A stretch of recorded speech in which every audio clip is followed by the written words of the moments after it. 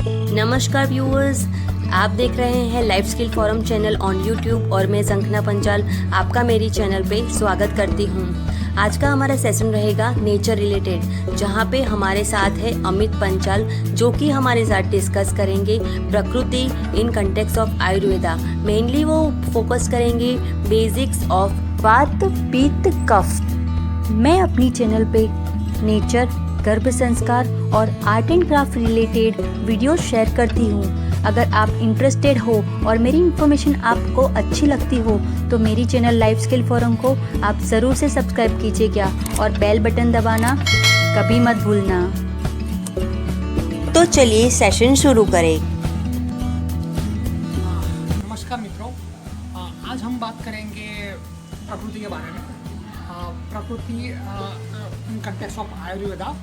प्रकृति अपने आप में बहुत बृहद शब्द है। प्रकृति मतलब ब्रह्मांड से लेके जो जगत में सूक्ष्म कण है उसकी भी हर एक की प्रकृति होती है। और आयुर्वेद में भी यही बात कही गई है कि शरीर की प्रकृति क्या है, प्रदेश की क्या है, हमारे आहार जो हम लेते हैं उसकी प्रकृति क्या है। और अगर हम अपनी प्रकृति को जान लेते हैं, समझ लेते हैं, तो पूरे ब्रह्मांड की प्रकृति के साथ हमारी हार्मोनी रहती है। और अगर हम जान लेते हैं, प्राकृतिक तरीके से हम जीते हैं, तो वो प्राकृतिक तरीके से जीना ही हमको स्वस्थ बनाता है और अप्राकृतिक जीना ही हमको बीमार करता है। प्राकृतिक तरीके से हम जी रहे हैं तो हम स्वस्थ हैं। आयुर्वेद में प्रकृति बोली गई है त्रिदोष। त्रिदोष मतलब 3 तरह के हमारे दोष होते हैं, वात, पित्त और कफ। अगर हम सिंपल लैंग्वेज में इसको बोले, एक सरल भाषा में इसको बोले, तो वात मतलब वायु, पित्त मतलब अग्नि और गर्मी, और कफ मतलब ठंडी। तो वात का मतलब होता है वायु। तो वायु के गुण कैसे होते हैं? तो वायु ठंडा होता है, पवन ठंडी देता है, वो रुक्ष होता है, मतलब ड्राइनेस उसमें होती है, वो उसमें की मूवमेंट होती है, मतलब वो चल है तो उसमें मूवमेंट रहती है। पित्त क्या है तो मैंने आपको बता दिया कि वो पित्त मतलब गर्मी, वो उष्ण है, और कफ मतलब ठंडी, कुछ चिकनापन उसमें होता है। कफ में वो मंद होता है, मतलब कफ धीरे धीरे चलता है, और वो गुरु होता है, मतलब भारी होता है। ये 5 महाभूत जो है जिससे पूरा ब्रह्मांड बना है, जिससे हमारी बॉडी भी बनी है, वही एक त्रिदोष से कनेक्टेड है। जैसे हम पित्त की बात करें तो फायर एलिमेंट उसमें है, मतलब अग्नि तत्व उसमें है। वायु की बात करें हम तो आकाश और वायु तत्व उसमें है। और कफ की बात करें तो पृथ्वी और जल तत्व इसमें है। तो पंच धातु त्रिदोष से कनेक्टेड है। और आयुर्वेद में कहा जाता है कि पूरा जो मतलब हमारी कनेक्टेडनेस है, और एक्चुअली कनेक्टेडनेस नहीं है हमारी, पर हम वी आर वन, मतलब अद्वैत का जो सिद्धांत है वही इधर लागू होता है कि पूरे ब्रह्मांड, मतलब we are part of this universe, means हम एक है।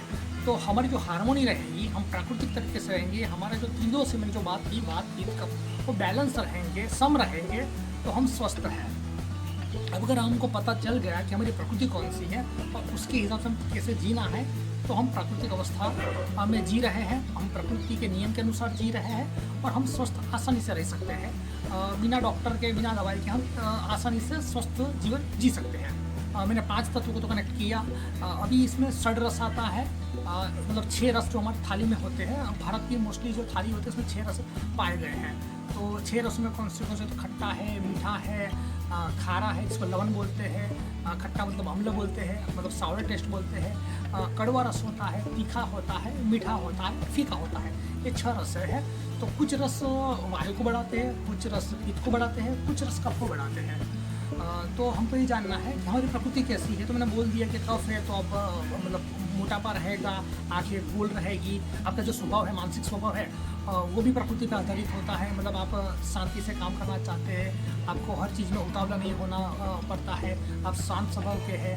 पित्त अगर है तो पित्त मतलब गुस्सा बहुत ज़्यादा आता है, आपकी शार्पनेस रहती है, आप हमेशा परफेक्शन ओरिएंटेड, परफेक्ट काम करना चाहते हैं। वायु है तो आपका जो थॉट मूवमेंट है वो बहुत फास्ट रहेगा, आप जो बोल रहे हैं वो भी आप बहुत जल्दी जल्दी बोलेंगे, हर आपके काम में भी ज़्यादा एक हरीनेस रहती है, आप जल्दी जल्दी में काम करना चाहते हो, तो ये सब लक्षण है। तो ये सब लक्षण से आपको पता चल जाएगी कि आपकी प्रकृति क्या है और आपको क्या खाना है। तो मैं वो थोड़ा कनेक्ट करता हूँ कि जैसे 6 रसों के बारे में मैंने बात की, तो पित्त है, तो तीखा रस जो होता है वो पित्त को बढ़ाता है। खारा रस होता है, मतलब जो नमकीन होता है वो रस भी आपके पित्त को बढ़ाता है, और खट्टा रस भी आपके पित्त को बढ़ाता है। तो आपका जो पित्त प्रकृति है, तो ये जो 3 रस मैंने बताए हैं उसको कम करना है, और फिर कड़वा, मीठा और फीका रस को आपको ज़्यादा ग्रहण करने हैं। अगर आप वात प्रकृति के हैं तो आपको जो कड़वा रस है वो वात को बढ़ाता है, फीका भी बढ़ाएगा, तीखा भी बढ़ाएगा। तो खट्टा, खारा और मीठा वात को कम करेगा। सेम अगर आपकी प्रकृति कफ है तो आपको मीठा, खारा और खट्टा कम खाना है, कड़वा, तीखा और फीका ज़्यादा खाना है। तो ये 6 रसों से आप अपनी प्रकृति को बैलेंस कर सकते हैं। तो मैंने आपको 6 रस बता दिए, 6 रस और प्रकृति बता दी।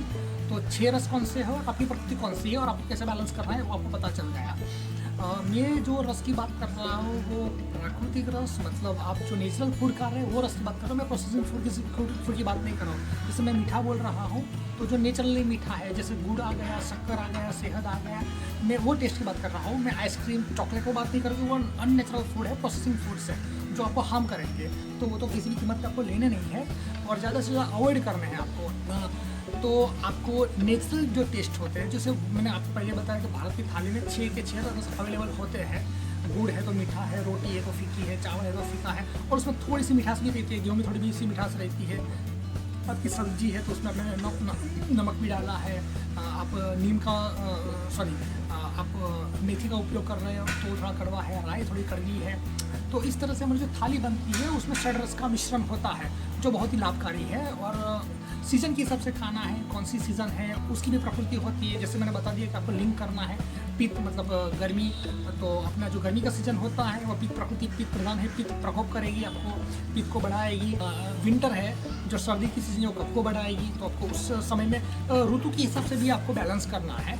आपकी प्रकृति क्या है और ऋतु कौन सी आ रही है उसके साथ भी आपको बैलेंस करना है। मैं जो आपको इन्फॉर्मेशन दे रहा हूँ काफ़ी बेसिक है, पर आप बेसिक इन्फॉर्मेशन से भी आपको पता चल जाएगा मेरी प्रकृति कौन सी है, और वो प्रकृति से आप थोड़ा प्रिकॉशंस ले सकते हो और हेल्दी रह सकते हो।